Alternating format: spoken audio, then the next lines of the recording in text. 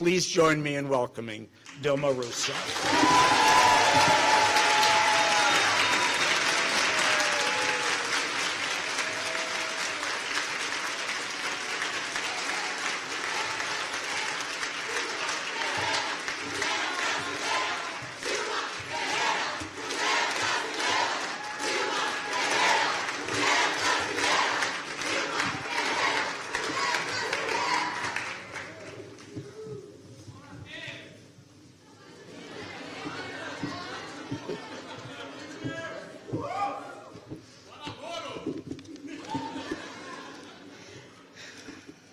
Obrigado, Télia. Eu queria iniciar cumprimentando todos os presentes, agradecendo pela sua presença aqui hoje à noite. Ela é muito importante para mim, seguramente para o presidente Lula, que está aprisionado. E queria começar agradecendo o professor Dr. Harley Shaken, diretor do Centro de Estudos Latino-Americanos da Universidade de Berkeley. Quero agradecer pela acolhida, pela amizade e por todas as informações novas que eu recebi aqui em Berkeley. Sobretudo, eu gostaria de agradecer pela oportunidade que ele me ofereceu para estar aqui hoje com vocês. Queria agradecer à professora doutora Beatriz Mans, do Departamento de Antropologia de Berkeley, também a quem eu agradeço a recepção. A professora doutora Mara Loveman, diretora do Departamento de Sociologia de Berkeley. Queria agradecer o professor Eric Schickler, diretor do Departamento de Ciência Política de Berkeley. E queria dirigir um agradecimento especial a uma pessoa que é incansável, a Isabel Nogueira, coordenadora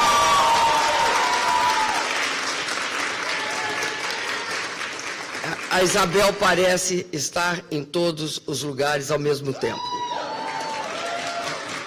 Coordenadora do Centro de Estudos Latino-Americanos.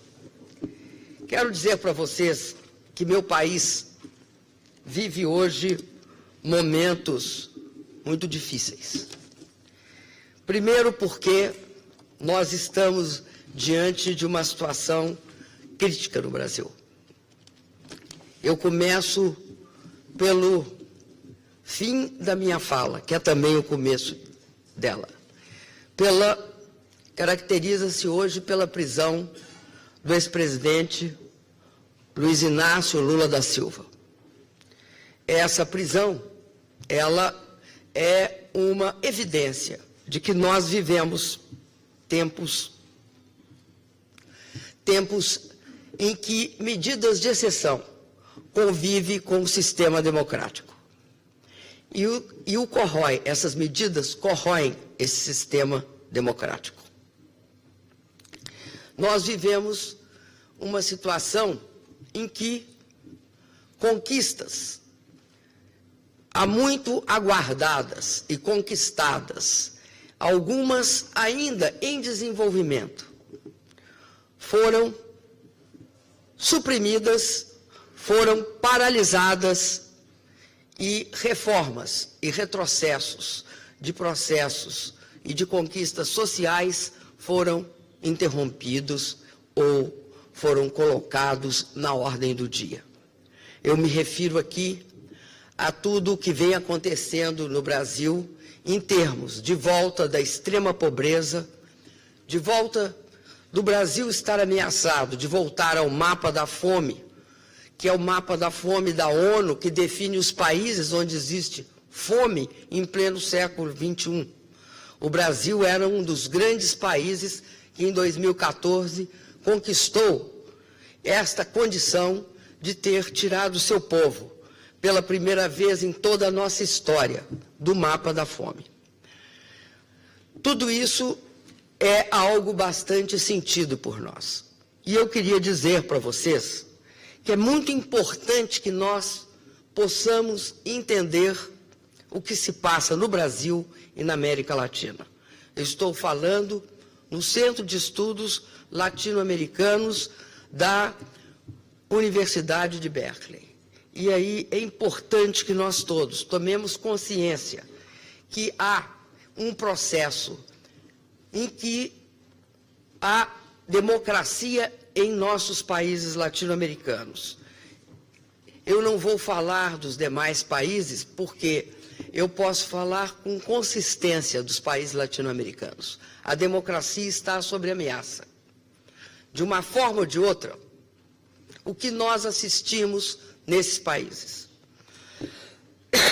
Nós assistimos que há uma diferença entre esses golpes deste momento e os golpes da época da ditadura militar que atingiu a maioria dos países latino-americanos. Qual é a diferença? Quando se trata de golpes militares, ou do fascismo, ou do nazismo, se suspende os direitos de toda a população. São drásticas medidas, são cortes nos direitos de organização, de expressão, imprensa livre, nem se fala, enfim, de manifestação e de opinião. E, na sua radicalização, matam, torturam, exilam e, ao mesmo tempo, criam inimigos claros. Esses golpes eram típicos da época da Guerra Fria. O golpe de hoje é dito como não golpe, porque ele não tem as mesmas características. Ele é tido como um evento de anormalidade institucional, mas não é. É um golpe parlamentar, muitas vezes jurídico, com grande empenho da mídia, principalmente dos setores de mídia, que são extremamente concentrados na América Latina, e no Brasil em especial. 4 famílias controlam oligopolisticamente os principais meios de comunicação no Brasil. Este golpe de 2016, ele tinha um objetivo estratégico claro e vários outros objetivos, eu chamaria de conjunturais. Muitas vezes o objetivo conjuntural escondeu, no início, a característica maior do golpe. E ele, se você fizer uma imagem, é como se na ditadura militar a árvore da democracia seja cortada por um machado. E neste golpe parlamentar, midiático, onde também você tem o envolvimento de setores do judiciário e de segmentos da elite dos diferentes países, no caso do Brasil, uma parte do setor financeiro fortemente aderiu ao golpe, você tem uma outra situação. É como se a árvore da democracia fosse tomada por fungos, fosse tomada por parasitas, que corroem a democracia desde dentro, principalmente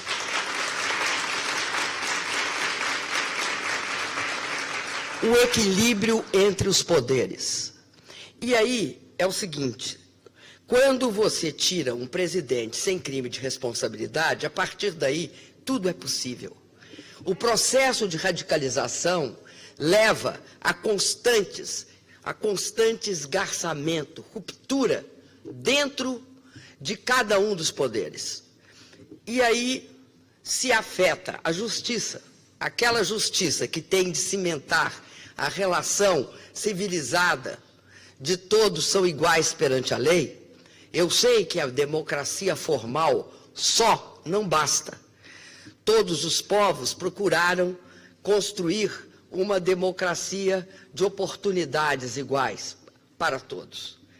Mas é bom que a gente saiba que sem democracia, sem a democracia formal, você tem ameaçado todos os seus direitos. O que nós aprendemos no Brasil ao longo da nossa história é sempre que a democracia se aprofundou. Nós, quem é nós? A população brasileira ganhou. Sempre que ela foi suspensa, colocada entre aspas, que ela foi, de alguma forma ou de outra, mitigada, a população brasileira perdeu. Então, considerando que tem essa tipologia, é bom entender o seguinte: o golpe não é um ato. Como qualquer golpe, ele constrói um processo. Ele tem de se reproduzir. Ele não é dado e aí está encerrada a questão. Não. A partir do momento em que fazem um impeachment sem crime de responsabilidade, porque eles diziam e espalharam pelo mundo que o Brasil estava quebrado. Ora, o Brasil não estava quebrado e eles tiveram, eles mesmos, de reconhecer que ele tinha uma situação macroeconômica robusta. Porque quando nós entramos no governo, foi quando Lula assumiu o governo em 2003, o Brasil devia para o Fundo Monetário mais do que tinha em caixa. Então, o Fundo Monetário mandava e desmandava em nosso país. Obrigava a políticas de arroxo salarial, não deixava fazer investimentos em esgotamento sanitário, em casas populares, em nada. Nós conseguimos construir uma reserva. Ao longo do governo do presidente Lula e do meu, nós construímos 380 bilhões de dólares de reserva. Nós somos a 5ª reserva do mundo ou a 6ª. Eu já não sei mais, porque não sei como se desenvolveu as reservas dos outros países. Mas é fato que o Brasil não estava quebrado. O que houve no Brasil foi que eles aproveitaram uma crise econômica que chegava até nós, crise essa que nós não somos responsáveis, porque é o efeito da crise de 2008 sobre os países emergentes, sobre nós, sobre a China, sobre a Rússia, sobre a Argentina, enfim, sobre esses países que tentavam, nesse momento, se desenvolver. Nós tivemos uma queda imensa das commodities, nós tivemos uma série de problemas nesse período. Mas era uma crise econômica, nós superaríamos. O que aconteceu? Aconteceu que aproveitaram esta crise econômica e julgaram sobre ela uma crise política. Eu fui eleita, a última vez, em 14, em novembro, com 54 milhões e meio de votos. Em novembro,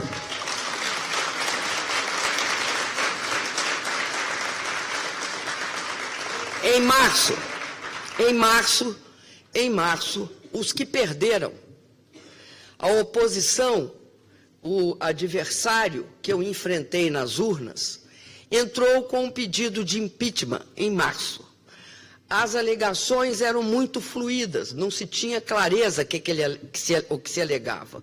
Pediram recontagem de votos, pediram que houvesse um escrutínio sobre a nossa campanha, enfim, tentaram impedir até que eu tomasse posse. Mas, quando inicia março, eles entram com um processo de impeachment. Vão ser 18 processos de impeachment. Nenhum deles vão vingar, vão resultar em alguma coisa. No final do ano de 2015, eles entram com o processo que, de fato, vai virar o que me leva ao impeachment, que é 0,03% do orçamento e um empréstimo bancário feito desde 1994, do mesmo tipo, feito desde 1994, pelo governo brasileiro, subsidiando agricultores grandes, médios e pequenos do Brasil, chamado Plano Safra. É importante que vocês saibam que nem eu, nem nenhum dos meus antecessores, o presidente Lula e o próprio Fernando Henrique Cardoso, jamais participamos de nenhum ato de assinatura nesse processo. Ele é um processo burocrático tipificado pela lei. Eles diziam que nós estávamos tomando empréstimo do Banco do Brasil, que é um banco público, que a lei impede que se faça. Então, eram questões absolutamente, até as pedras de Brasília e as emas, as avestruzes que vivem no Palácio da Alvorada, sabiam que era um subterfúgio. O que era? É importante saber o que era. Era um biombo. Este biombo, e aí é que a gente tem de entender o caráter desse golpe, quando a gente fala que ele convive com instituições democráticas e as corrói, é que ele usa aspectos dessas instituições em causa própria. Que ele faz? Cria um biombo. Esse biombo é o quê? São os procedimentos, os processos, os atos e a legislação na sua capa. E é através disto que eles dizem, mas nós respeitamos todos os rituais. Sim, eles respeitaram os rituais, mas usaram os rituais para assassinar a lei, para utilizar a lei de forma distorcida. E este processo é um processo grave, porque é a politização mais descarada da Constituição. A Constituição, ela é um produto político de um país, mas ela não pode ser interpretada a bel prazer de quem se acha no direito de fazê-lo. Não, nem aqui, nem em nenhum país democrático. Pois bem, por que eu estou dizendo isso? Porque o golpe é só um momento? Não, é um processo. E aí o golpe começa em 2016, com a minha saída. Há um efeito sobre as demais instituições. Por que há um efeito? Vejam vocês que numa eleição se aprova um programa. Que esse programa que foi aprovado na minha eleição era a continuidade da redução da desigualdade no Brasil, a ampliação do acesso a serviços como educação e saúde e os demais serviços que uma população como a brasileira nunca teve, de luz elétrica, uma parcela pelo menos nunca teve. Luz elétrica, a água, passando por várias outras situações, sobretudo educação. Nós fizemos um esforço enorme para que a população mais pobre do Brasil, que é, além de pobre, dominantemente negra, pudesse ter acesso a estudo de qualidade. É óbvio que nós não conseguimos resolver este problema em 13 anos. É impossível. Você teria de estar continuando esta política. Mas nós também nos preocupamos com o desenvolvimento do país, com a formação técnica dos trabalhadores. Fizemos um grande programa de formação técnica, grande no Brasil, se conta em milhões. Não se pode fazer um programa no Brasil para 10 mil pessoas, porque não faz diferença. Né? Bolsa Família, 56 milhões. Minha Casa Minha Vida, 4 milhões e meio de família, multiplica por 4, às vezes 5, às vezes 6, na média 5, e você tem quase 20 milhões de pessoas, e por aí vai. Política de assistência médica, 63 milhões de pessoas. Então, nós colocamos quem no orçamento? Os pobres. Os pobres no Brasil foram colocados dentro do orçamento. Significa que nós gastávamos, sim, com os mais pobres do Brasil. Porque são eles que precisam do Estado brasileiro. São eles. vocês vejam que uma pessoa com 4 filhos, 3 filhos, que a família ganha $200 mês, não consegue pagar por uma casa. Não consegue. Isso é a maioria da população brasileira. A grande maioria da população brasileira ganha 2 salários mínimos, ou seja, $400. Das pessoas, não, das famílias. Eu estou falando de família. E, portanto, é óbvio que o Estado tem de intervir para resolver este problema, subsidiando muitas vezes, sim, tem de subsidiar. Ou seja, é papel do Estado assegurar que essas famílias, para poderem mudar de vida, porque elas têm de mudar de vida, e só tem condição de mudar de vida se você conseguir atingir as crianças, a próxima geração. Era isso.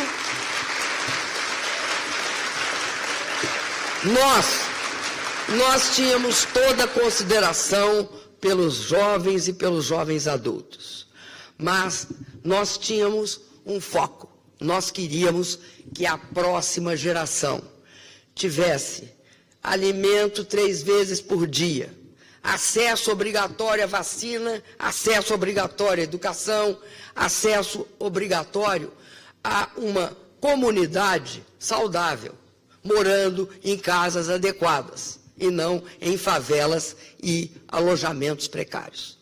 Este era o programa. Nós conseguimos resultados muito expressivos, isso foi reconhecido pela ONU, por todos os órgãos que tratam da questão do aumento da igualdade no mundo. E nós estávamos contra a corrente. Por que estávamos contra a corrente? Na década que nós reduzimos a desigualdade, o mundo ampliava a desigualdade. É a era do 1% aqui nos Estados Unidos, é a era da redução também na Inglaterra, de problemas na Alemanha, na França, em todos os países. A América Latina, tanto na Argentina, como no Chile, como em vários países, vinha nesse processo de redução da desigualdade. E a gente estava provando que é possível crescer e distribuir renda. Não só é possível, como uma coisa puxa a outra. Não se pode esquecer que nós temos um mercado substantivo, né? E também tínhamos uma política externa independente. Pois bem, quando eles dão o golpe, eles passam a executar a sistemática destruição dessa política. A sistemática. Primeiro, eu acho muito sintomático que eles inauguram a gestão interina do governo, porque leva tempo entre eu criarem a oportunidade deles me julgarem até eu sair. Neste período, há um governo interino, entre abril e agosto. Logo no início do governo interino, é interessantíssimo que eles acabam com o Ministério da Cultura. Por que acabam com o Ministério da Cultura? Porque para eles é irrelevante. Uma coisa que para nós não pode ser. Porque a cultura, e aqui em Berkeley, vocês respiram cultura. A cultura, ela constitui a forma pela qual a nacionalidade de um país se expressa, ou se constitui, ou se erige. Então, eles criaram também um ministério muito interessante de homens velhos, ricos, brancos. Num país que tem a metade da população, um pouco mais da metade, de mulheres, de negros, indígenas e, obviamente, brancos. Esse país é um país complexo. E aí eles começaram a adotar essa agenda desconstruindo toda, não dando. Criaram algo que se chama teto dos gastos. O teto dos gastos por 20 anos. O Brasil não pode ter nem a educação, nem a saúde crescendo acima da inflação. Isso é, de fato, uma sandice. Por quê? Porque o Brasil deixou para trás milhões de pessoas. Ao mesmo tempo que ele tem de dar conta de quem entra, ele tem de buscar quem está para trás. São dois movimentos. Buscar, dar espaço e oportunidades para aqueles que buscam. E buscar aqueles que ficaram para trás, que são milhões. Portanto, você sempre gasta acima do crescimento da inflação em educação e em saúde. Criaram uma reforma trabalhista num país como o nosso extremamente prejudicial. E por aí vai tomar uma série de medidas. Por exemplo, a partir de um determinado momento, revogaram um decreto que impedia e que coibia e que fiscalizava o trabalho análogo à escravidão. Porque existe no Brasil trabalho análogo à escravidão. E se o Ministério do Trabalho não está fiscalizando, ele amplia. Quando o Ministério do Trabalho está fiscalizando, descobre uma empresa que trata seus trabalhadores em condições análogas à escravidão, essa empresa não tem crédito, essa empresa é colocada para conhecimento público, então, por isso, as tentações de tratar trabalhadores como escravos reduzem-se significativamente. Então, essas medidas todas foram empreendidas. Enquanto isso, este é um lado da questão. Enquanto isso, começa uma outra ação que vem desde o meu impeachment, um pouco antes do meu impeachment, que é os processos de combate à corrupção. Eu quero esclarecer a vocês que se combate a corrupção com dois pré-requisitos. Tem dois, senão não se combate a corrupção. Um, você fortalece as instituições que fazem o combate. Dois, você cria a legislação que permite o combate.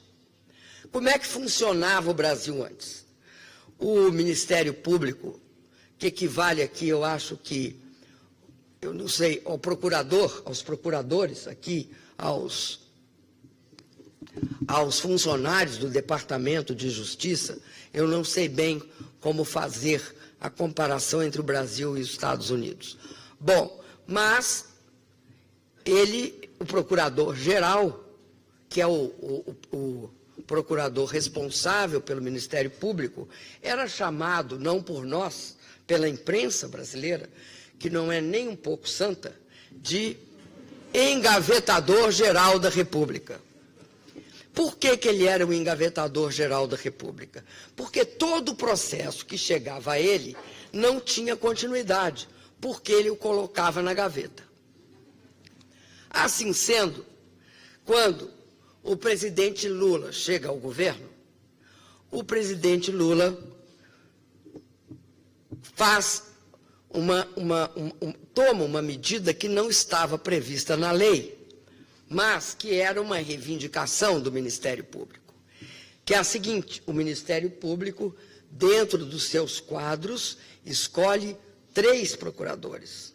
Entre os 3, ele escolheria o mais votado. Essa foi o primeiro fortalecimento da autonomia do Ministério Público. Há quem questione esse fato por conta dos chamados check and balances. E você não pode dar um poder corporativo a uma instituição. O fato é que eu e o presidente Lula demos esse poder. Além disso, o presidente Lula fortalece a Polícia Federal. Como?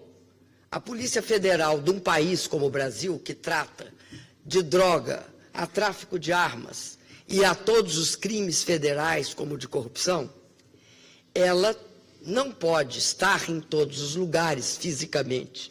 Ela tem de ser uma polícia construída com todos os recursos da inteligência, ou seja, da investigação sofisticada, para achar o criminoso ou os criminosos, para as rotas de tráfico, de arma, etc., e para os crimes de colarinho branco. Além disso, era necessário uma legislação. No Brasil, não havia uma caracterização efetiva, clara e indiscutível sobre uma questão que, para haver corrupção, é necessário uma dupla, o corrupto e o corruptor. No Brasil se punia o corrupto e fingia-se que não se via o corruptor, muito característico do poder inerente a quem tem dinheiro, em sociedades ainda que precisam de um desenvolvimento democrático maior. Então se tipificou o corruptor, a partir daí ele podia ser punido.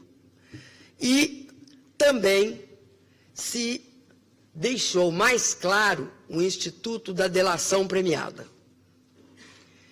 Isso em 2013. A partir daí, começa as investigações mais fortes de corrupção no Brasil. Eu posso utilizar a fala de um ministro golpista, um líder golpista, o senador Romero Jucá, que foi gravado por um outro senador, que era também do seu próprio partido, do PMDB, que chama Sérgio Rezende. O senador Jucá estava persuadindo o Sérgio Rezende, que ele não sabia que eu estava gravando, a participar do golpe. Então ele dizia algo como: é necessário que a gente tire eles, porque eles não vão impedir a investigação de corrupção. Então, para estancar a sangria, temos de dar o golpe. E fala e conclui dizendo: com o Supremo Tribunal e com tudo. Esta é a fala. Aliás, é bom que vocês saibam que ela está sendo objeto de uma fake news numa série da Netflix, que estranhamente coloca essa frase gravada pela própria Procuradoria, porque esse senador estava a serviço da Procuradoria, na boca do Lula, que não tem nada a ver com essa fala. O que mostra como se constrói politicamente fake news. Vocês me dão licença, eu vou pegar água. Ah, está aqui.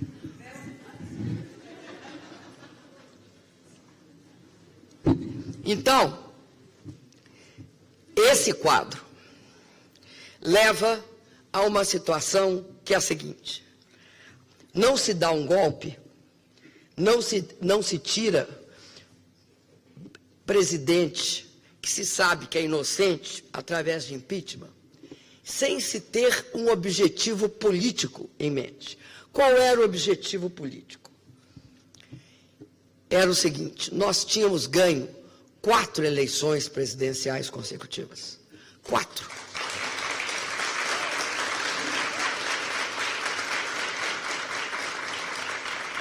Lá atrás, em 2006, eles pensaram em nos destituir por meio de um impeachment. Mas chegaram à conclusão que a gente devia ser entregue a gente mesmo, porque a gente ia sangrar até morrer. Isso é a fala do senador Agripino Maia sobre nós. Mas eles descobriram que a gente não sangrava até morrer, que nós ganhamos mais 3 eleições depois disso. Então, quando eles olham 4 eleições consecutivas, eles chegam àquela conclusão, que é um conselho feito pelo Milton Friedman. É bom que se aproveite uma crise real ou uma crise forjada, mas uma crise real, para que o politicamente impossível se torne no politicamente inevitável.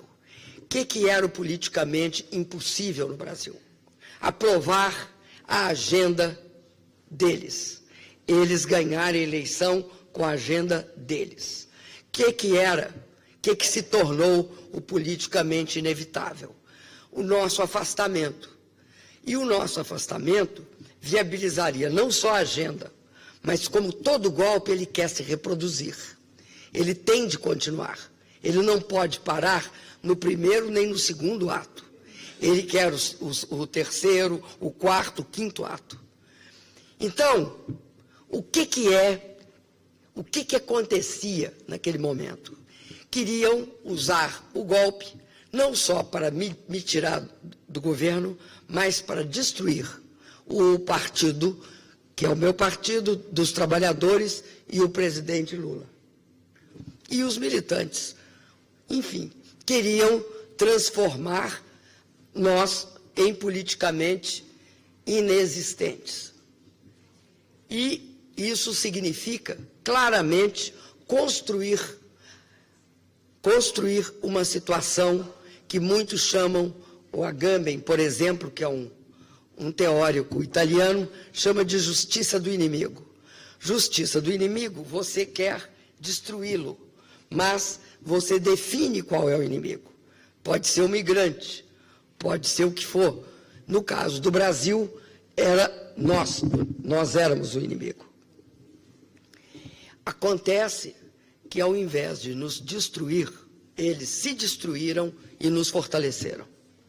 Por que eles fizeram isso? Por conta de duas coisas.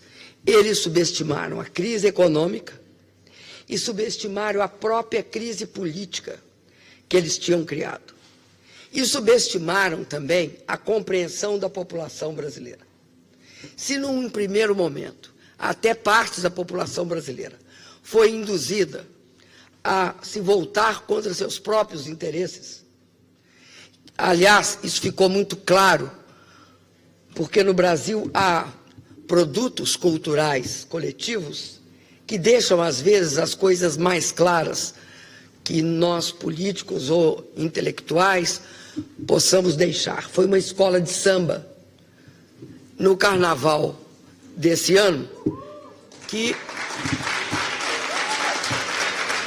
chama-se Unidos de Tuiuti, que mostrou os chamados manifestoches, ou os manifestantes fantoches, que usaram de uma situação específica para se mobilizar contra si mesmos. Bom, mas isso não vem ao caso. O que vem ao caso é que não nos destruíram. E uma outra questão muito grave.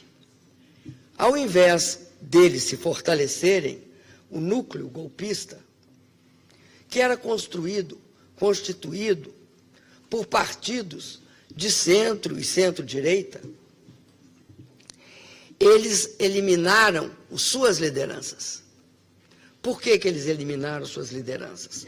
Primeiro, porque elas se identificaram com a perda de direitos das pessoas.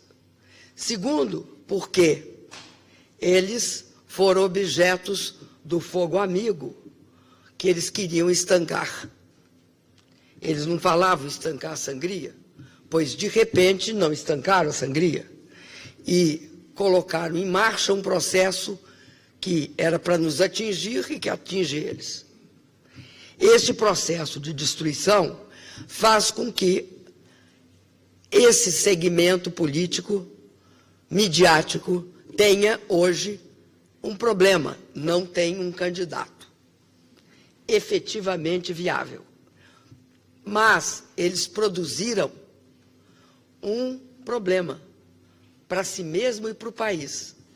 Eles abriram o cenário político no Brasil para a extrema-direita. Todo o movimento que cerca o golpe o movimento de intolerância, de divisão, de semear a violência, de semear, porque a intolerância, ela começa até pela forma, e é bom que as mulheres aqui presentes saibam disso, começam pela misoginia também, porque o ambiente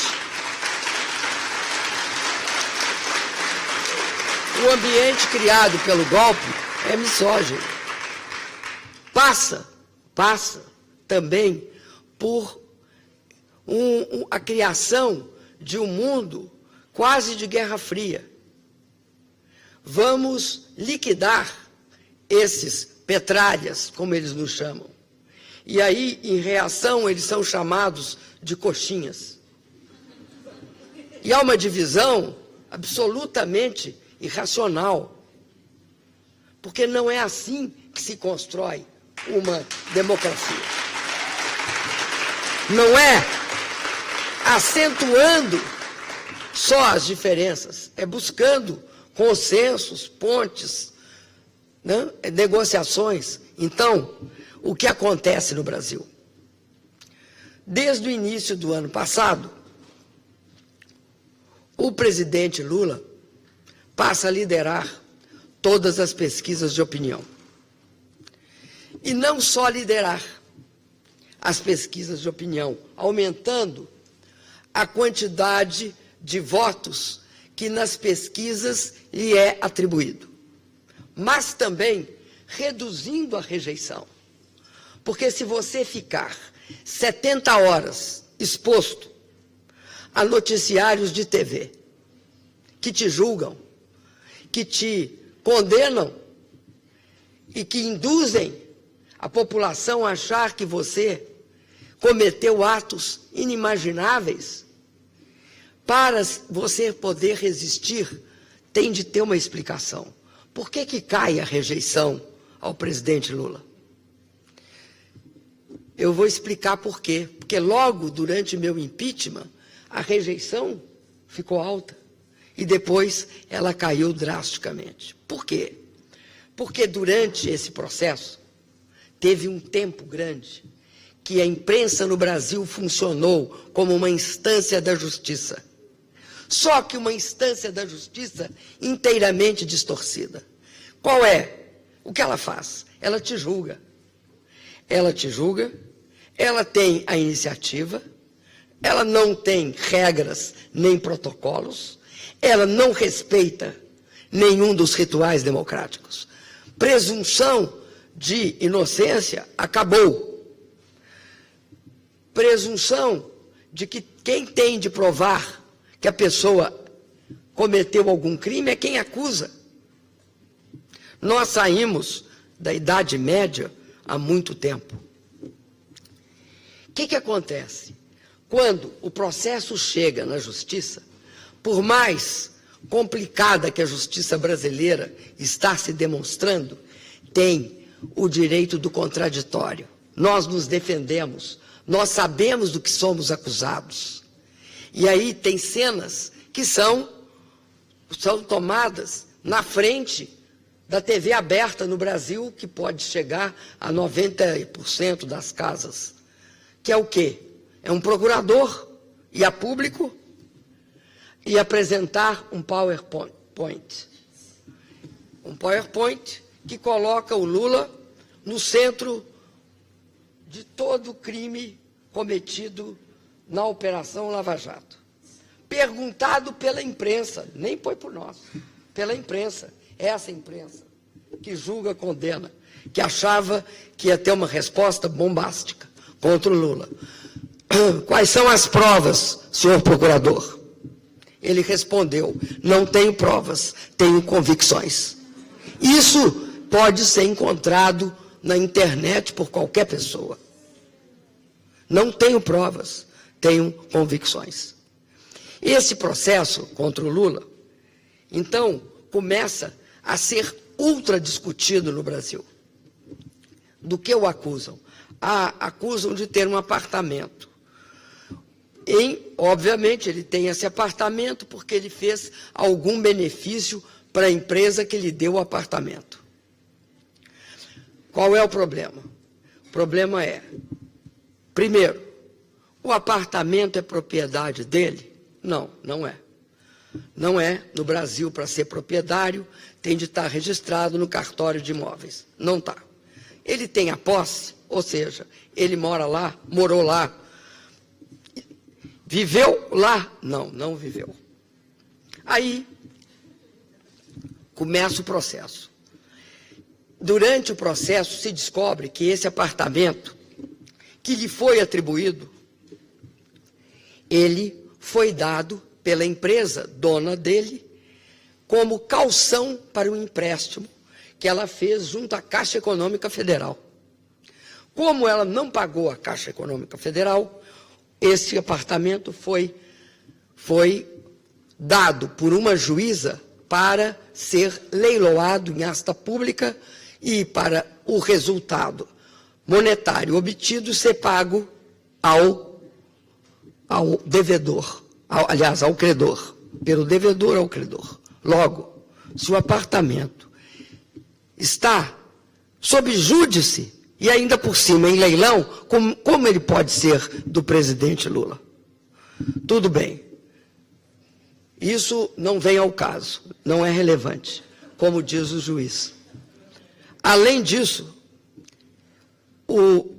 é necessário provar qual foi o ato que ele fez para ter esse apartamento. Ele fez alguma lei, ele fez um decreto, tomou alguma medida, ou ele pode também não ter feito uma lei, não ter feito um decreto, não ter feito uma medida. Alguma coisa desse tipo, qual foi ela? O juiz diz que ele é indeterminado. Então, o Lula é julgado e condenado.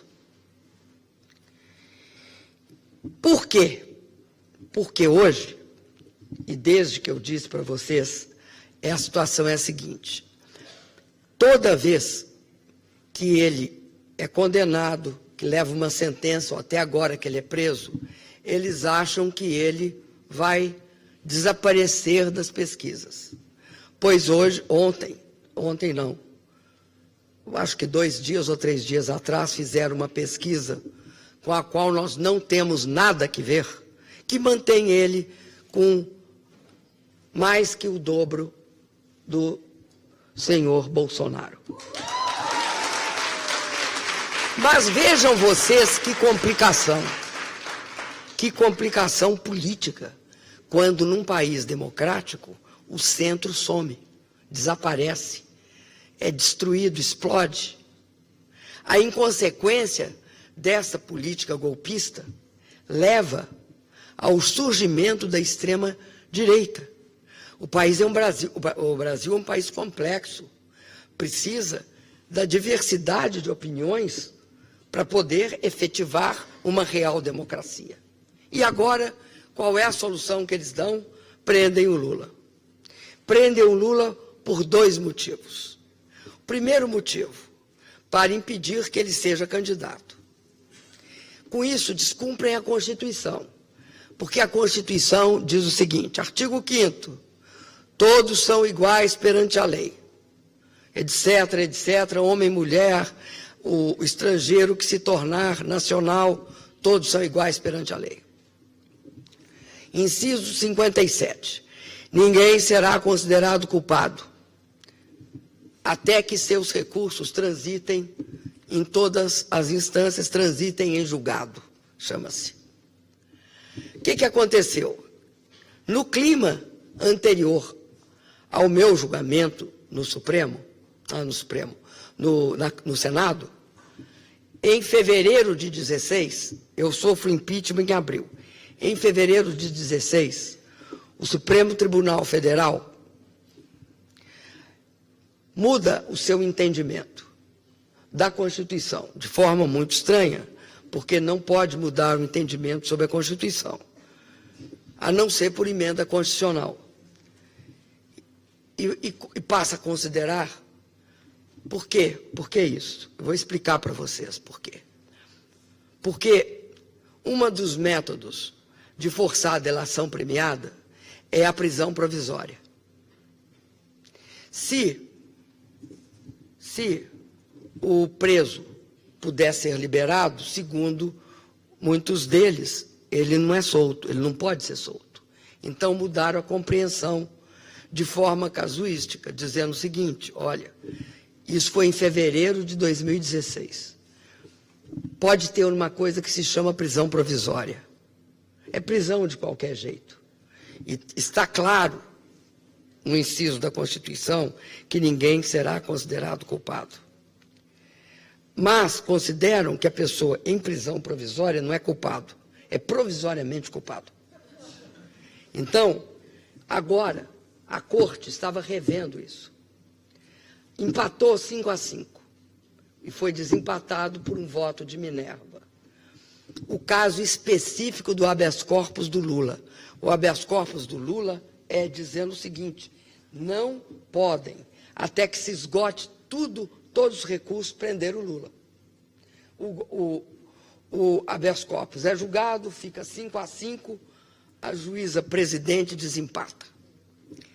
Mas está em questão, há mais de um ano, e não é julgado, a questão geral, que não diz respeito ao Lula, diz respeito a qualquer preso no Brasil. Alguém pode, contrariando a Constituição, ter sua prisão decretada sem que se esgote todas as instâncias? Sabem, até porque uma das juízas que votou no 5 contra o Lula, ela fez o seguinte voto: eu voto, não, a minha convicção é que não tem de voltar atrás, não pode ser essa interpretação, ninguém pode ser preso. Mas, no entanto, seguindo os outros ministros, eu voto contra o que eu penso. É mais ou menos isso. Ou seja, no caso específico, ela sentia que só podia votar a favor do Lula se votasse o caso geral. Porque aí a jurisprudência do Supremo teria mudado e, portanto, ela poderia votar o caso do Lula. É isto que ela falou. Então, há a suposição de que é 6-5 a votação. Porque dá 5-5, a juíza presidente vota sempre contra, então é 6-5 contra. Se essa juíza mudar de posição, é 6-5 a favor. Bom, essa situação jurídica é fato. Eu estou falando dela para poder entrar numa questão. O Lula está preso numa solitária. O Lula está isolado na solitária. Porque a questão é mais complexa. Não basta prender o Lula. Não basta prender. O problema é que não pode deixar o Lula falar. E o próprio juiz que manda prender diz isso. Ele fala muito contra esta operação. Ele não pode falar. Por que que ele não pode falar? Porque ele muda a opinião das pessoas. Ele argumenta. Então, não pode falar. Então, está lá numa prisão solitária. Eu sou uma pessoa que vivi prisão na ditadura. Fiquei 3 anos preso. Na ditadura, é óbvio que uma prisão, na ditadura, você corre risco de vida, porque você pode ser torturado, ser morto e pode sofrer todas as consequências da arbitrariedade absoluta de ninguém nem saber que você está preso, ou só saber de forma a poder ser negada, como tantas vezes foi negado, que a pessoa estava presa e ela era morta. Então, eu sei que é diferente e sei que é muito mais grave, mas tem uma coisa que é interessante destacar. A forma pela qual, a partir de um certo momento, quando você se transformava em prisioneiro legal, porque até o momento você não existia, porque é próprio dos golpes negar que é golpe, que tem tortura, que tem prisão arbitrária e tem mortes políticas, como é o caso da Marielle. Mortes políticas. É próprio dos golpes, muito próprio, porque há uma tendência a haver uma radicalização. Eu acho que o indício forte de radicalização é, sem dúvida nenhuma, o assassinato da líder negra, a vereadora Marielle, algo que não ocorria no Brasil, pelo menos no estado do Rio de Janeiro, era muito difícil considerar essa possibilidade. Mais ainda porque ele estava sob intervenção federal. Mas voltando ao que eu estava dizendo, hoje estão tentando tirar do Lula o direito de visita. Ele tem direito a uma visita semanal. 9 governadores, o Brasil tem 27. 9 governadores eleitos no exercício de suas funções foram visitá-lo, não deixaram entrar. E essa é uma situação grave. Grave porque o que estão tentando é silenciar o Lula. Porque ele disse nos seus últimos discursos que é muito difícil prender uma ideia. Podiam prender, mas as pessoas falariam por ele, andariam por ele, iriam em todos os lugares por ele. E eles têm medo do que o Lula transmita se deixarem as pessoas falarem com ele. Mas o Lula também disse uma coisa, que ele estará nessa eleição, preso ou solto, morto ou vivo, condenado ou absolvido. Isso não é uma basófia, isso não é uma basófia. É a expressão política do seguinte: eu não represento uma pessoa, eu não sou eu, não é só. Eu represento uma ideia, uma porção de pessoas. E isso é algo importante no Brasil, porque muita gente fala assim para nós: por que que você, sabendo dessa situação toda, mantém a candidatura do Lula a presidente da República? Primeiro, porque seria muito estranho que a gente, considerando o presidente Lula inocente, perseguido político, nós tirássemos ele, que é o mais aprovado para presidente de todos os brasileiros. O que nós estaríamos dizendo? Que ele é culpado? Por quê? Eles é que acham ele culpado. Nós achamos ele inocente. Então, nós não tiramos ele. Ele é o nosso candidato.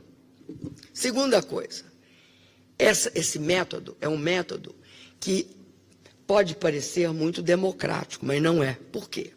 Vou dar um exemplo para vocês. Quando eu estava sofrendo impeachment, um mês antes do julgamento no Senado, começou uma pressão para me renunciar. Pressão de quem? A mídia falava que se eu não renunciasse era porque eu era autista. O que é um absurdo, um preconceito contra autista e absurdo. É uma questão política não renunciar. Você renuncia? Por que você renuncia? Você renuncia quando você tem culpa, quando você não tem culpa, e você acha e acredita que a democracia é um bem. O que você quer? Ampliar os espaços democráticos. E aí é sua obrigação ir no Senado da República e explicar para a população brasileira o que está acontecendo. Caso contrário, você perde algo que no mundo das mulheres e dos homens é fundamental. Qual é a narrativa que você deixa, não para o momento imediato, mas para todos saberem o que aconteceu? A mesma coisa, o Lula. Para que nós vamos abrir mão da candidatura do Lula e resolver o problema deles? Por quê? Para quê? Em que sentido político? Então, o Lula é nosso candidato.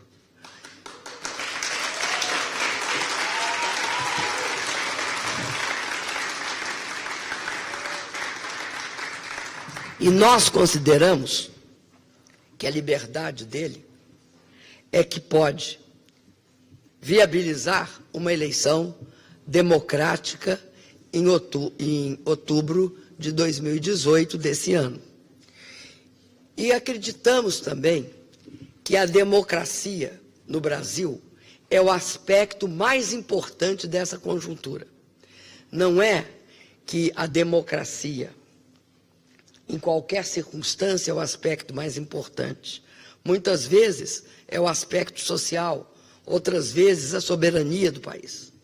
Mas neste momento que nós vivemos, a democracia, ela permite que os outros aspectos da sociedade, da economia, da soberania do país se afirmem. Sem ela, nós não nos reencontraremos. O Brasil não se reencontrará. E, do meu ponto de vista, haverá necessidade de um período de transição onde nós reconstruamos o pacto democrático, o pacto que vai permitir que nós respeitemos não só os votos, como a regra do jogo.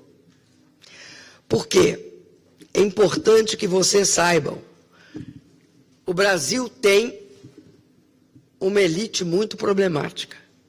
Nós temos um povo muito sofrido porque é o povo que emerge de 300 anos de escravidão. Mas é o povo ao qual corresponde uma certa elite, que sempre achou que a população não tinha direito que parte da população não é que era excluída apenas, não é apenas excluída, não tem direito de estar ali. Eu dou alguns exemplos para vocês. Quando havia protestos, porque nós tínhamos transformado os aeroportos em grandes rodoviárias. Por que eram grandes rodoviárias? Porque o povo nunca tinha viajado de avião. Melhora a renda, eles vão viajar de avião. Nós tivemos um determinado momento, até o final do meu governo, que 35% das pessoas que se formaram numa universidade eram os primeiros de suas famílias a chegar a uma universidade.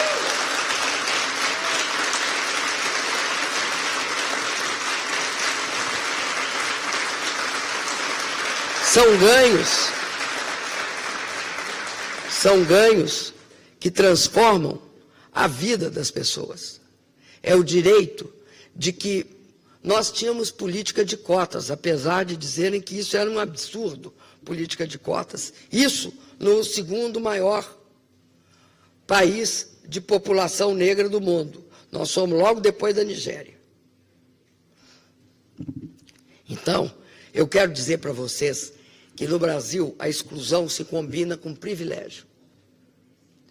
A forma de controle violento da sociedade, ela não é visível porque ela atinge os de baixo. Os de baixo.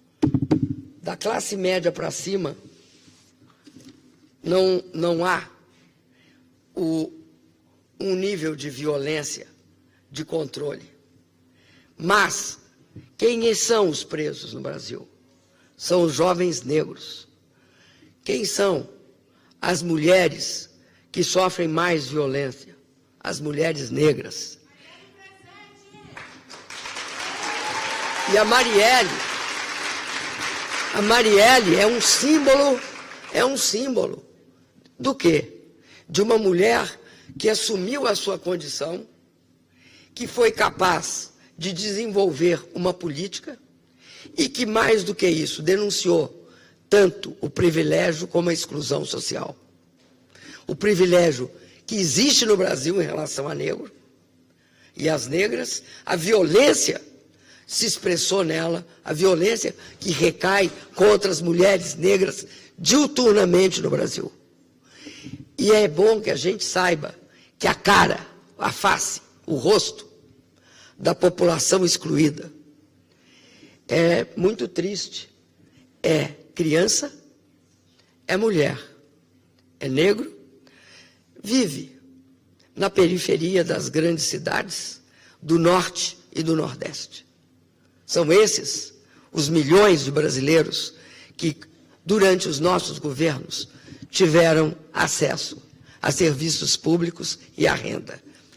Mas, como diz o próprio Lula, nós subimos um degrau. Um degrau. E esse degrau que nós subimos foi intolerável para a elite brasileira. Intolerável. Por isso, nós teremos de reconstruir a democracia no Brasil. Não só porque não é possível a judicialização da política, como também não é possível a politização do judiciário.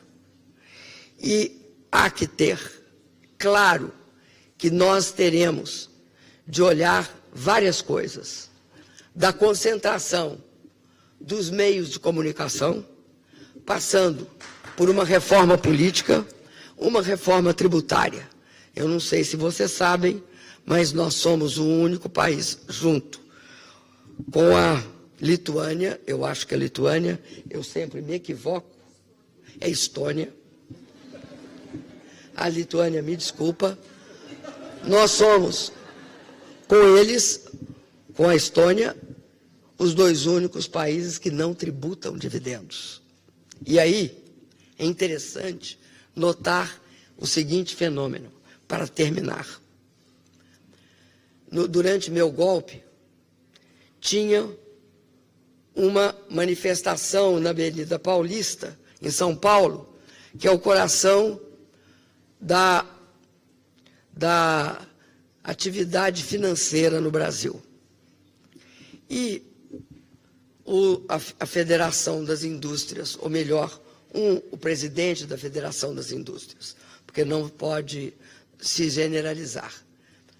O senhor Paulo Scaff copiou um pato amarelo de um artista holandês, que depois protestou contra ele. Colocou este pato, bem grande, de 2 metros, no meio da Avenida Paulista. E o pato significava o seguinte: em toda crise, e vocês viveram uma recentemente, há um conflito distributivo. Eu vou dar um exemplo do conflito distributivo aqui.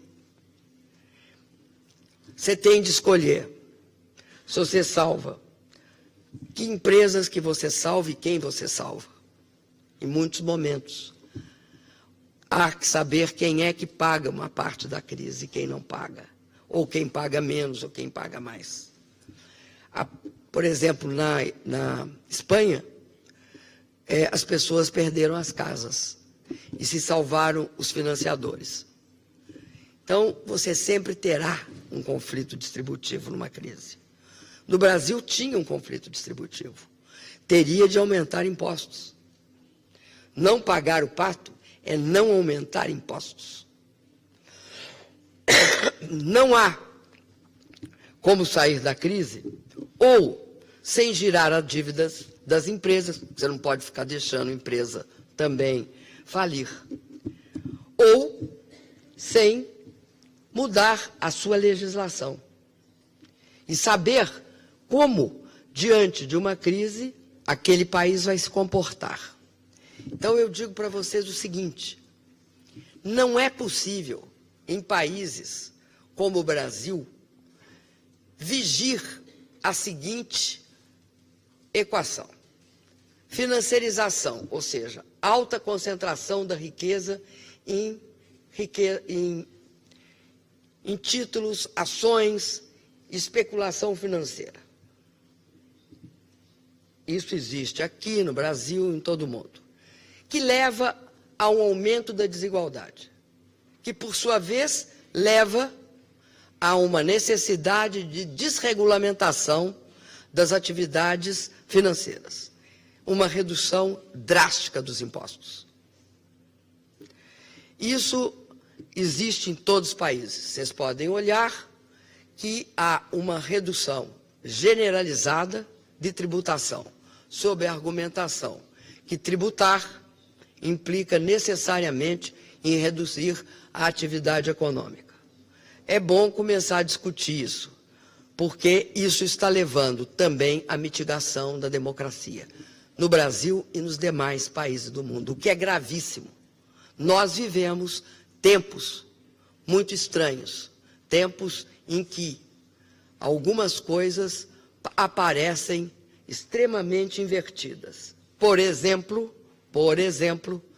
o fato de que hoje não há mais a esperança de que os meus filhos viverão melhor que eu.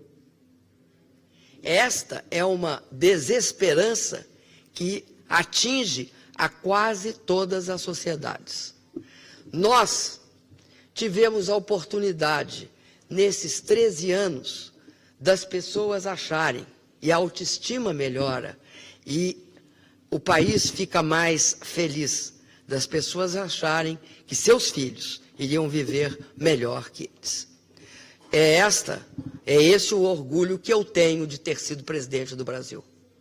É saber que as pessoas achavam que teriam uma vida melhor, que no futuro, o futuro seria melhor. É muito triste quando as pessoas acham que o passado é melhor. É lamentável. E aí eu quero acabar dizendo o seguinte: quando os estados e os governos não respondem às demandas da sua população, a política se torna irrelevante. Campo fértil para todos aqueles horrorosos animais que surgiram durante o entreguerras com o nazismo e o fascismo. E mais, com a intolerância, o desrespeito às pessoas. Esta intolerância, porque a política ficou irrelevante, transforma a democracia também em algo muito irrelevante. E aí é que começa o perigo. É contra isso que nós temos de nos posicionar. Não interessa qual é a nossa posição no espectro, mas se somos democratas, não queremos que isso se repita nos nossos países. E eu não quero que se repita no meu. Muito obrigado.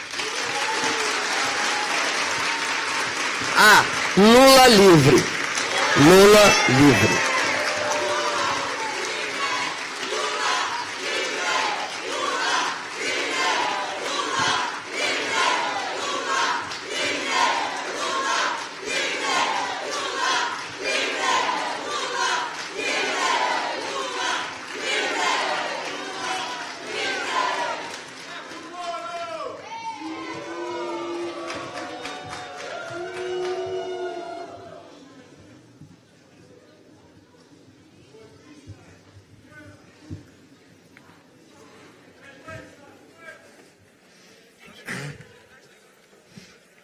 Parecia bicho. It seems that... Oh, hey. I'd like to thank President Rousseff for her insightful comments and for the opening of a conversation on the issues that face Brazil. We'll do part of that tonight, but we're very much looking forward in the coming weeks and months to having on this campus and in this state a larger awareness, engagement, and focus on Brazil.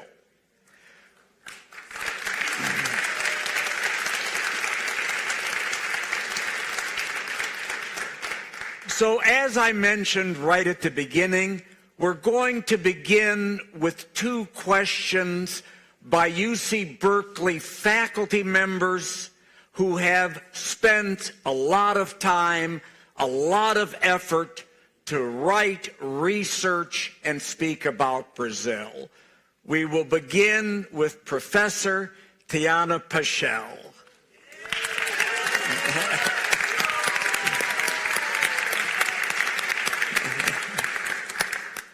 Senhora Presidenta, eu vou falar português e logo em inglês. So my question will be in Portuguese and then it will be in English. Quero lhe agradecer pela sua presença aqui em Berkeley e também pela sua liderança na expansão da democracia. A vida, trabalho e o assassinato da Marielle Franco nos lembra que a democracia no Brasil é cada vez mais frágil. Mas para todos, mas particularmente frágil se você for preta, mulher, pobre, LGBT e da periferia. A minha pergunta tem a ver com o papel do optimismo nestes tempos escuros no Brasil. Imagino que a senhora, quem foi prisioneira política na época da ditadura e que chegou até a presidência, deve ser uma pessoa com muito optimismo, né? Então, eu quero saber se você tem por que ser otimista neste momento. Você tem por que esperar que todos os avanços no seu governo e no governo da Lula não simplesmente se convertam em retrocessos. E eu sou particularmente interessada na expansão da cidadania e da redução da desigualdade racial e social. Muito obrigada. Okay, that was a long question, sorry. We do that, academics do that. Madam President, I'd like to first thank you for being here at Berkeley and for your leadership in expansion of democracy. The life, work, and assassination of Marielle Franco reminds us of how democracy in Brazil is increasingly fragile in general, but especially if you happen to be Black, a woman, queer, poor, and from a marginalized neighborhood. My question has to do with the role of optimism in these dark times. I imagine that you, a person who was once a political prisoner under the military dictatorship and who reached the presidency, must be someone of great optimism.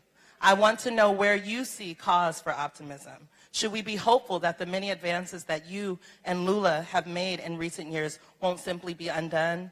And I'm especially interested in your thoughts around the expansion of citizenship and the reduction of class and racial inequality. Thank you.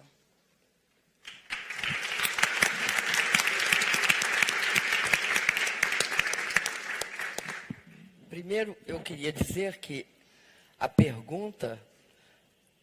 sua pergunta é uma declaração muito bonita. Por quê? Porque eu acho que diante da diversidade, e eu já vi isso ocorrer, eu sempre disse, durante a minha vida, eu sempre perdi. Perdi e continuei fazendo política, né? Eu comecei a minha atividade de participação política com 15, 16 anos. Depois eu lutei contra a ditadura, fiquei clandestina no próprio país, fui para a prisão, fiquei 3 anos, e acredito que quando você tem a convicção de que é importante que você transforme, ajude os processos de transformação, que você transforme a sua vida e que isso te leve a um caminho em que uma das maiores, eu acho, realizações é você ser capaz de colocar não o seu interesse, mas o interesse dos outros. Eu entendo que política não é política partidária, não é só isso. A política é algo que nasceu junto com a democracia. É você ser capaz de pensar a sua comunidade, a sua sociedade, o seu país e o mundo. Ser capaz de se interessar por isso. E eu acredito que nós não só somos seres sociais, como acho também que podemos ser seres cooperativos. Ou seja, não é a concorrência que caracteriza a nossa relação. Eu acredito que é uma cooperação.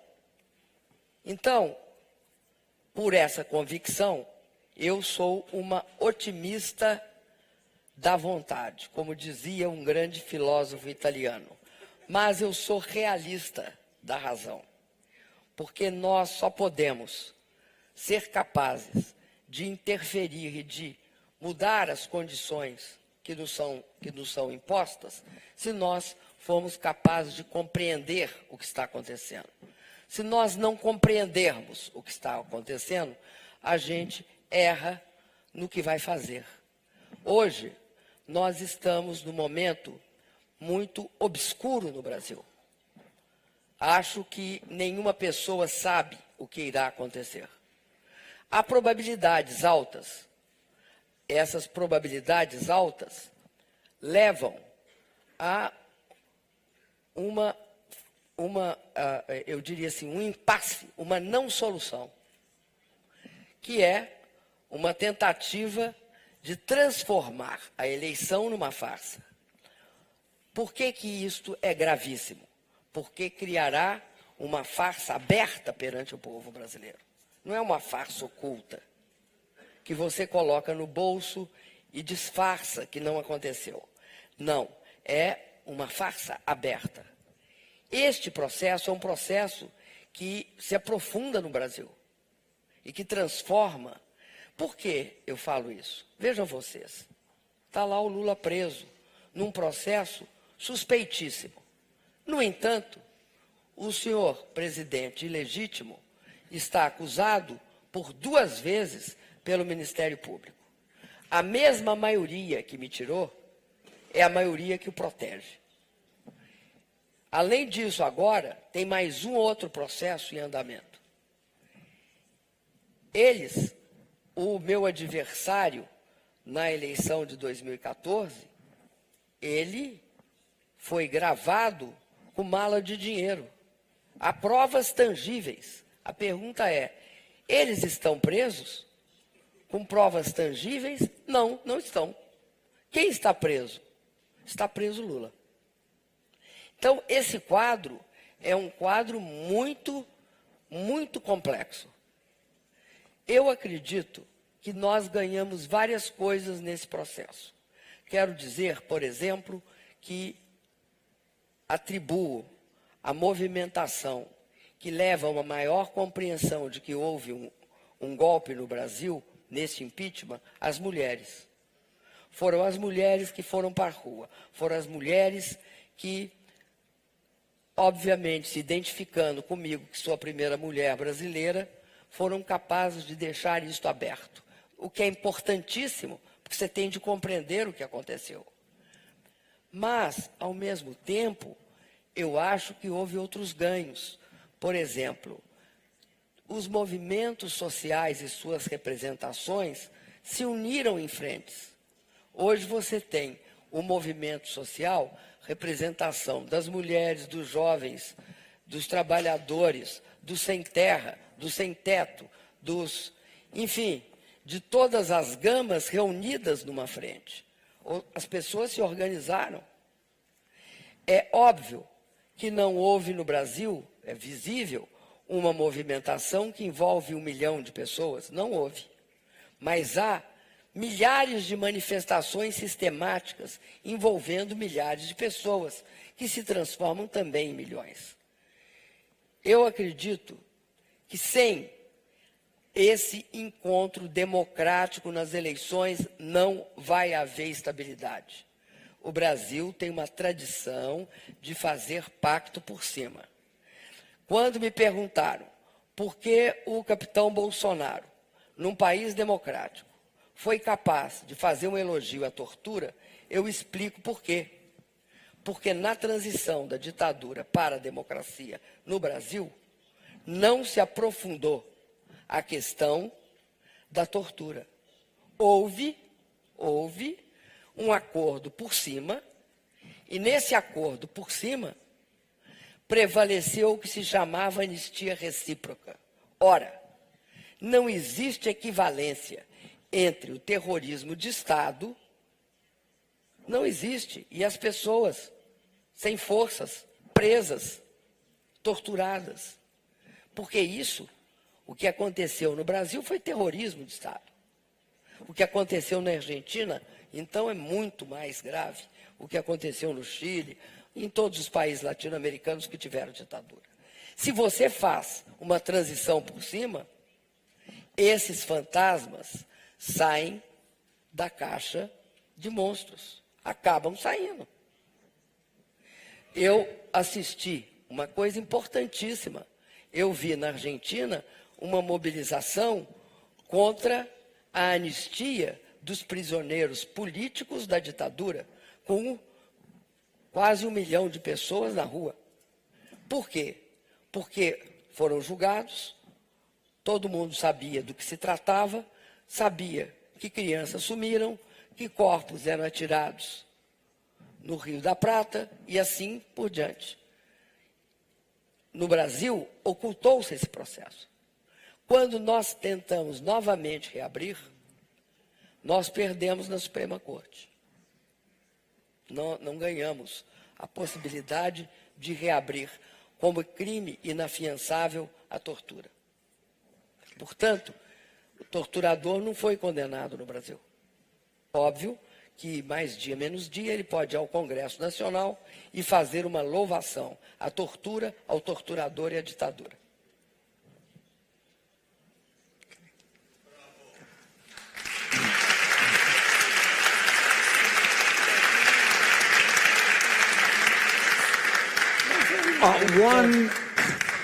One brief comment on Professor Paschal's remarks. She mentioned she was concerned that democracy is getting fragile in Brazil.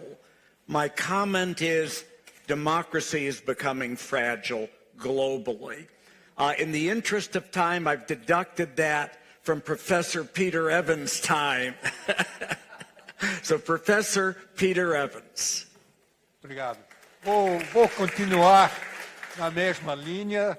Primeiro, queria agradecer mais uma vez a presença do da presidente e a sua presença aqui em Berkeley representa uma oportunidade imprescindível para nós de entender melhor esses tempos difíceis que estão passando no Brasil.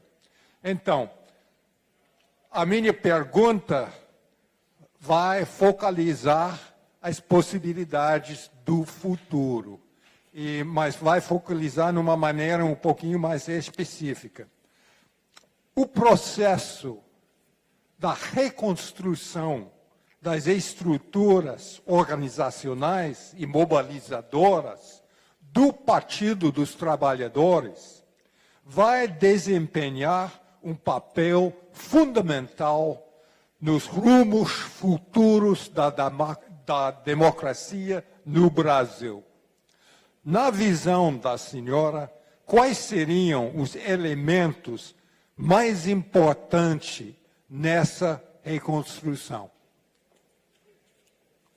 Oh, and in English.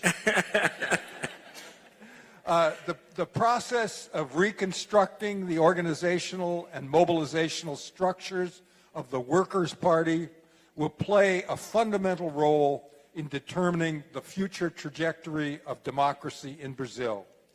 What do you see as the most important elements in this process of reconstruction? It's a very difficult question.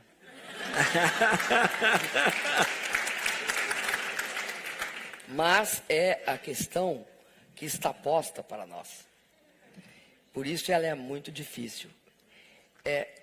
Eu acredito que eu conversei com vários presidentes e presidentas que sempre que um partido como o nosso chega ao governo, há um fenômeno que é, ao mesmo tempo, inexorável naquele momento, mas que cria grandes problemas no futuro. Qual é o problema? Seus melhores quadros você leva para o governo e você enfraquece o partido. Isso ocorreu, eu escutei isso de muitas pessoas em muitos países. Por que que isso é complicado? Porque o partido tem uma função, que eu creio que é dupla. É primeiro uma função de crítica ao governo. ele tem de elaborar e tem de ser uma espécie, né, de coro grego do governo. E, de outra parte, é uma coisa que eu conversei com algumas pessoas da América Latina e eles falavam a mesma coisa. Se você perguntar numa pesquisa, porque nós somos republicanos, a diferença é que nós não somos aqueles políticos tradicionais que fala ou você vota em mim ou eu não te dou isto. Isto é o método tradicional de fazer política na América Latina. É o método em que você rompe completamente a condição republicana que tem de haver numa democracia e passa a utilizar o governo em seu proveito. Por isso que o Bolsa Família, eu expliquei até recentemente, o Bolsa Família é uma plataforma digital, é um cadastro de milhões de pessoas, um cartão de crédito atribuído a uma pessoa cadastrada, a quem a gente sabe o que é que ela ganha, onde ela mora, que nós construímos ao longo dos anos, e não há relação pessoal entre o que ela recebe, só o cartão, ela recebe o cartão porque ela é cidadã do país. Ela não recebe o cartão porque ela está sendo beneficiada por quem quer que seja. Bom, mas onde eu quero chegar? Se você fizesse uma pesquisa e perguntasse, sua situação melhorou? A resposta seria, melhorou. Em que melhorou? Melhorou porque meu filho está estudando, etc. Muito interessante. O que mais que aconteceu? Aí a pessoa diria mais algumas coisas. E você perguntava, isto resultou... Por que isso aconteceu? A primeira resposta no Brasil é porque Deus ajudou. A segunda resposta no Brasil é boa. É assim, porque eu me esforcei. Porque isso implica em autoestima. A terceira resposta é porque meus amigos, minha família, o padeiro da esquina, qualquer um, menos nós. É uma coisa interessante. Por que isso? Porque você não fez política com P maiúsculo. Quem tem de fazer política com P maiúsculo não somos nós, do governo. São os partidos que discutem, inclusive que criticam, porque isso aqui não está dando certo. Né? Então, eu acredito isso. Acho que o Partido dos Trabalhadores amadureceu nos quatro períodos de governo. E aprendeu que a democracia não é algo que está dado, ou você a constrói participativamente, e você tem de respeitar a sociedade civil, e respeitar a sociedade civil é entender como ela se organiza. É perceber que você tem uma dificuldade imensa de organizar quando a legislação transforma trabalhadores em trabalhadores precários. Transforma o conjunto, desorganiza os locais de organização. Não tem mais os locais de organização tradicionais, enfim, em que as pessoas hoje têm tem um nível de reivindicação extremamente vertical. Reivindicam várias coisas, porque a gente cunhou uma expressão. Superar a pobreza é só o começo. Todo mundo quer mais. Ninguém fica contente em só superar a pobreza. Então, o Partido dos Trabalhadores tem de olhar para as novas condições de organização do trabalho no Brasil. Para o surgimento, isso ele olhou bem, o surgimento das mulheres, dos negros, dos índios. Isso talvez nós sejamos o único partido no Brasil que faz conferências Mesmo no governo, nós fizemos conferências. Então, se organizava, por exemplo, a Conferência de Cultura. E vinha gente lá do interior da Bahia, gente da Amazônia. Aliás, tem uma coisa ótima. Um ribeirinho é uma pessoa que mora na beira do rio Amazonas. Perguntado para ele para que serve a conferência, ele respondeu: para conferir se tudo está nos conformes. O que é a mais sintética definição do que era uma conferência. A conferência é você tentar transformar o governo de uma certa forma participativa. Um partido também tem de conferir se tudo está nos conformes. Eu acho que o grande desafio do PT vai ser esse. Conferir se tudo está nos conformes.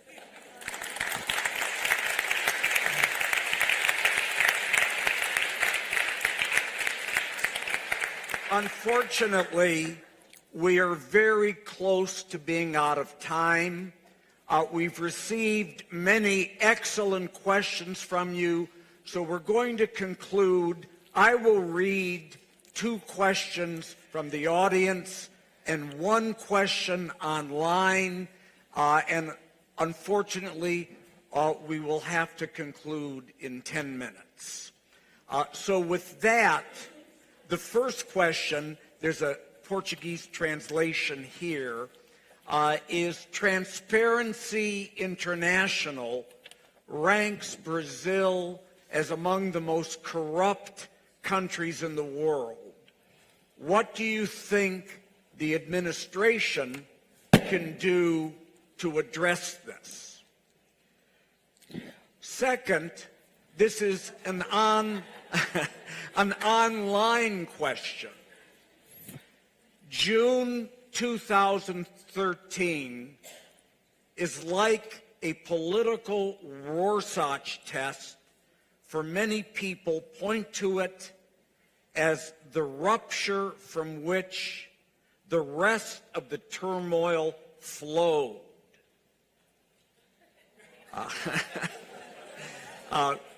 The handwriting isn't the best on these, but how did you understand the June 2013 protests at the time? What would you have done differently knowing what you now know? And the final question expands this to a global scale. President, you stated that formal democracy is not enough. I see this in my own country, the Philippines, where the current administration is making strategic moves to install a fascist dictatorship. In identifying this pattern rise of threats to democratic processes on a global scale, what does resistance and international solidarity look like? So these are 3 very tough, good questions, but we have 10 minutes. É uma coisa interessante, que geralmente isso acontece quando você faz uma entrevista na televisão. Eles perguntam para você sobre Deus e sua época e querem que você responda em 1 minuto. É fantástico isso. Bom, o Brasil é considerado um dos países mais corruptos do mundo. Eu acho isso ingênuo, extremamente ingênuo. Por quê? Sabe qual foi, do meu ponto de vista, a mais extraordinária corrupção dos últimos tempos? A crise de 2008. Ou vocês acreditam que a manipulação do subprime, a crise financeira, foi eivada de boas condutas? É de uma ingenuidade absoluta, que nem na televisão em Genebra, na Suíça, me perguntaram o que eu achava da corrupção no Brasil. Eu falava, depende muito da lavagem de dinheiro que ocorre aqui. Porque a corrupção não é...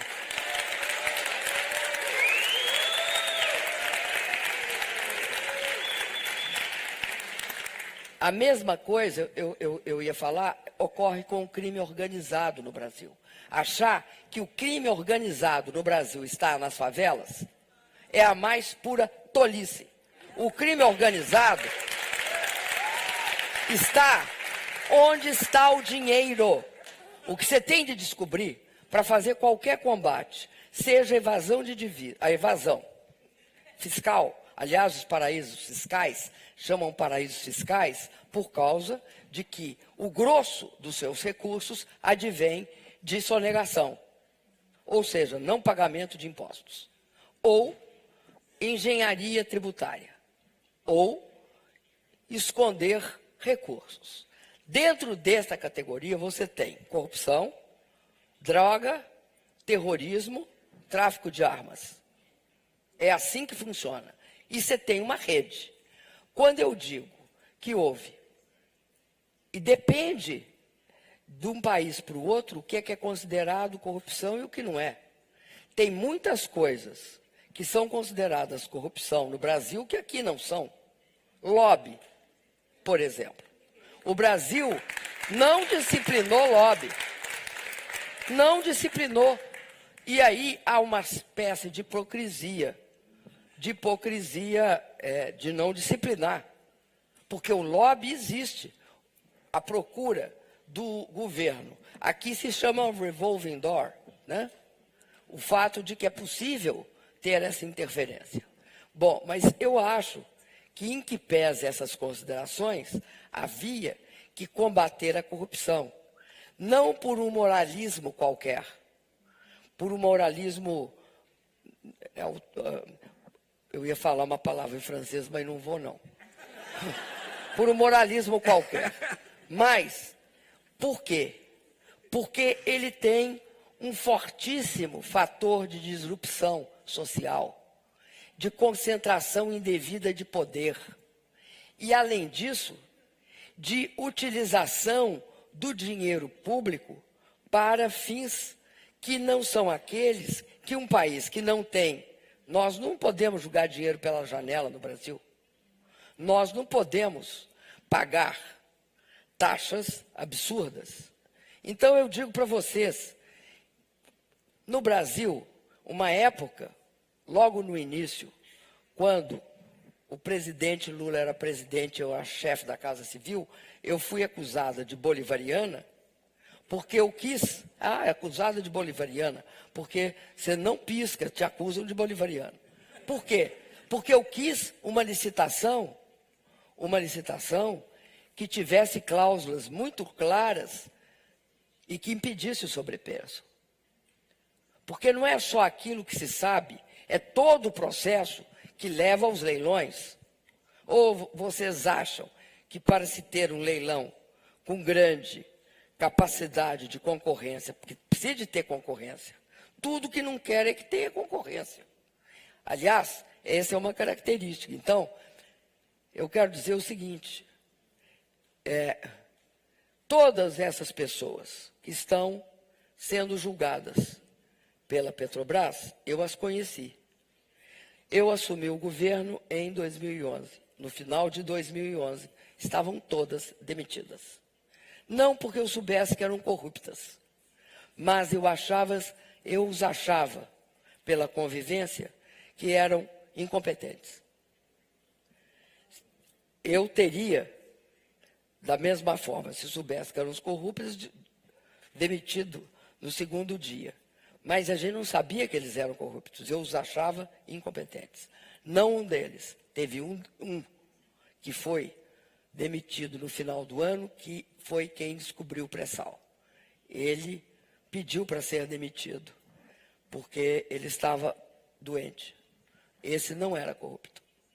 Esse era um geólogo de primeiríssimo nível, um alto funcionário da Petrobras, que não queria mais ser diretor. né? Ele não foi demitido da empresa, ele foi demitido como diretor. Então, eu quero dizer para vocês que não acredito, primeiro, que descobrir corrupção seja trivial. Por que precisou da gente fazer lei, de criar um Ministério Público, de criar uma Polícia Federal? Não é trivial saber que houve corrupção. Tem 1000 formas de escondê-la. Uma delas chama-se paraíso fiscal. E não controlar paraíso fiscal é algo muito grave. Nos últimos anos, eu participei do G20.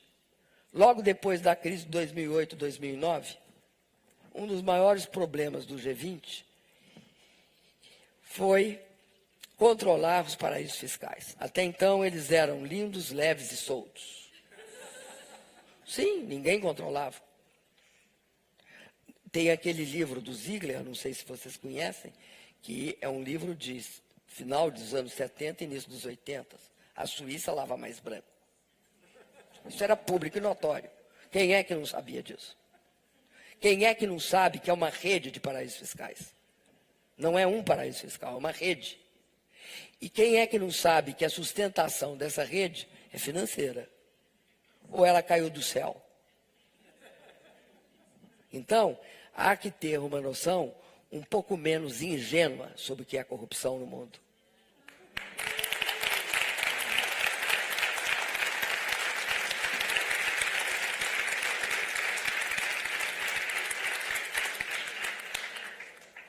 Nenhum deles consegue dizer que eu não combati a corrupção. Nenhum deles.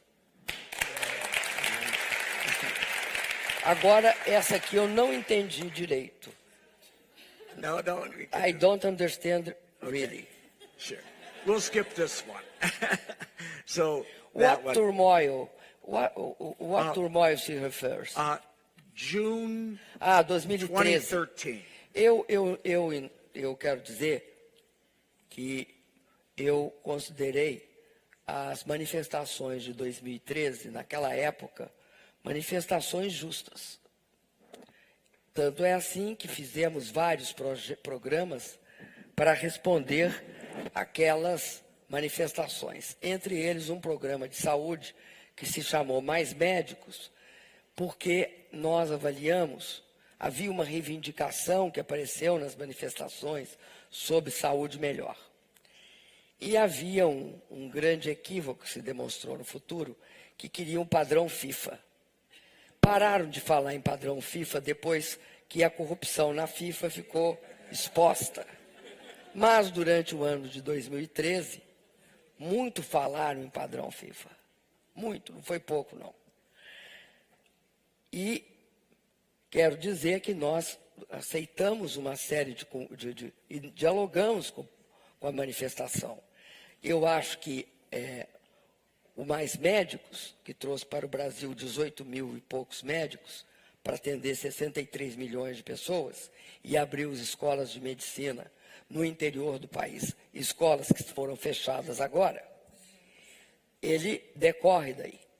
Agora, há algumas coisas estranhas em 2013. Primeiro, começa com uma reivindicação de ônibus. O governo federal não tem nada a ver com ônibus, nem passa perto de ônibus. Quem cuida de ônibus é o município e o Estado. Segunda coisa, as manifestações viraram progressivamente o padrão FIFA. Progressivamente. Muitas vezes, uma parte delas apareceu na mídia e não na manifestação. Principalmente algumas que envolviam maior poder para o Ministério Público. Porque a população não ia pedir maior poder para o Ministério Público. Mas eu acredito que uma das partes da manifestação tem fundamento, eu vou dizer em quê. É mais rápido distribuir renda do que garantir o acesso e oportunidades iguais em serviços públicos. O tempo para você criar escolas no interior do Brasil é o tempo para criar um programa de distribuição de renda é menor. O tempo para mim aumentar a oferta de água no Nordeste é maior. Eu tenho de fazer interligação de bacia, eu tenho de fazer toda uma infraestrutura que não existe. O tempo para que o Norte e o Nordeste do país não sejam eternamente deficitários em infraestrutura básica é muito maior. Então, o que acontece? Como a saída da pobreza é só o início, você tem um problema sério de descontentamento quando as pessoas melhoram de vida. Elas querem serviços melhores. Elas não querem ficar numa fila esperando para ser atendida. Elas não querem que a mala delas no aeroporto leve 3 horas. Nós melhoramos a infraestrutura dos aeroportos. Nós melhoramos. As pessoas também não querem ficar 4 horas da vida dentro de um ônibus. Você tem de fazer metrô em várias cidades. Não é algo trivial fazer um metrô em várias cidades do Brasil. E veja bem, tem situações, limites, que eu acho que são graves. Exemplo, as grandes cidades do Brasil com população de 20 milhões. Não é problema do governo federal, mas o governo federal, de uma forma ou de outra, interfere. E isso atingia a gente. Naquela época, o desemprego em 2013 estava perto do pleno emprego. Ele vai chegar a 4,6 no final de dezembro. Nessa época devia ser 5,8 no final de 2013. Então, não havia um descontentamento por carência econômica. Havia um descontentamento. Alguns dizem que foi manipulado. Alguns dizem que teve características similares em outros países do mundo. Eu não sei. E não acho que seja relevante essa questão. A questão que é relevante é a seguinte. O descontentamento era com outras instâncias de governo. Quem dirigiu para nós foi a mídia. A mídia dirigiu para nós. Tornou o descontentamento maior com o governo federal, sabendo que ele não era responsável. Nós éramos responsáveis, sim, pela saúde. Mas nós alteramos a situação. Esse programa Mais Médicos é um programa que teve 91% de aprovação da população. Mas ele começa em 2013, se deve às reivindicações que surgiram. Outra questão que nós não conseguimos resolver, porque o Congresso não deixou, foi uma crítica que os movimentos fizeram ao sistema político. O sistema político brasileiro tem de ser reformado. É ingovernável aquele país, com 25 partidos, porque não tem 25 programas para o Brasil, porque trata-se de um sistema eleitoral que fomenta o fisiologismo, porque cria, quando acabam com os critérios de barreira, que impedem partidos de crescerem, que nem, no Brasil se diria que nem chuchu, eu não sei como é que se diz nos Estados Unidos, impede partidos de proliferarem. Por quê? Porque os partidos olham o tempo gratuito de televisão e o fundo partidário como uma oportunidade de mercado para negociar isto. Por que quebrar? O Supremo acabou com a cláusula de barreira. Agora recompôs de novo. Vamos esperar para ver no que dá. Mas eu acredito que precisa de uma reforma política no Brasil. O Brasil é ingovernável sem essa reforma política. Daí que eu digo que é necessário um período de transição. Um período de transição que crie várias reformas, e não essas que eles estão fazendo. Que crie uma reforma política decente.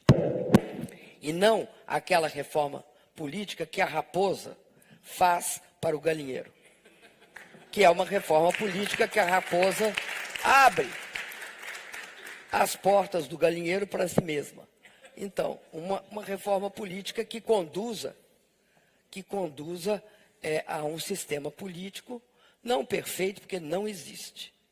Não maravilhoso também não existe. Mas um sistema político que permita o país ser governado, com as diversidades de opinião que existem no país, que tem de ter uma reforma tributária.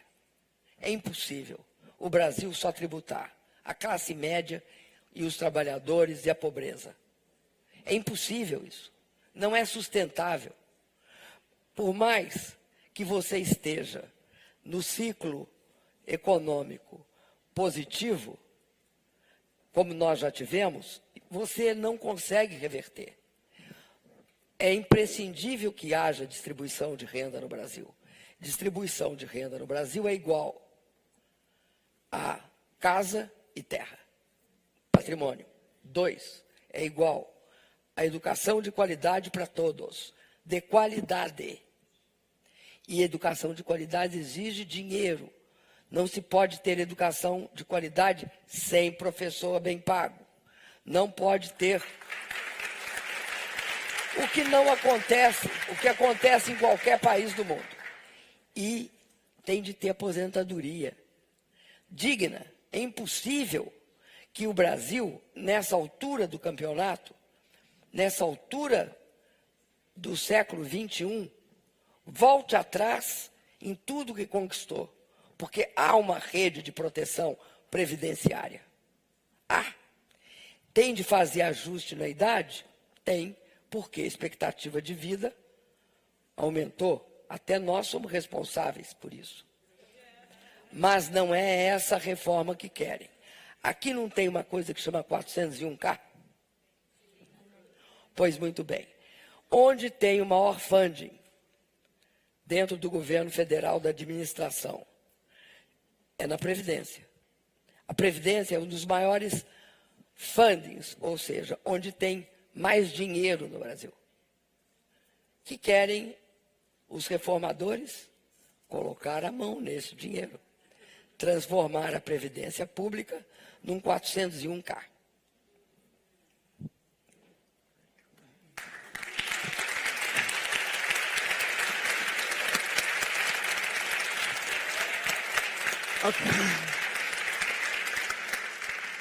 A few quick thank yous before we conclude.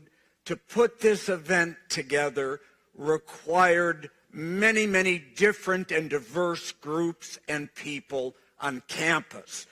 The sociology department and political science department, who co-sponsored with us, International House, where we're holding it, whose staff was invaluable, Marin Media, who has recorded this and transmitted it live globally. It will also be on the Facebook page of the Center for Latin American Studies, our translator, and the staff, and the UCPD, who organized the security for the event, and the staff of the Center for Latin American Studies, who put their heart and soul into it. In particular, I'd like to recognize Isabel, who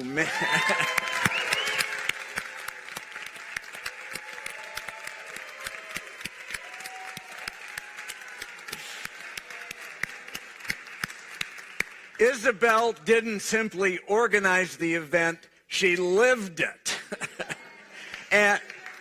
and of course, President Rousseff and the wonderful group of people from Brazil who came with her, who really contributed so much to our understanding of Brazil and the beginning of an ongoing dialogue.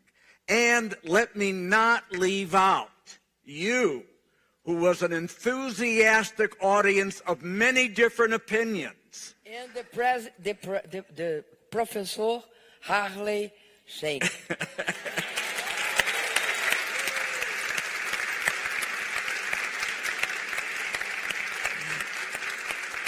Thank you. And to me, I'll conclude on this. You, President Rousseff, what took place here, isn't that what Berkeley is all about? Thank you.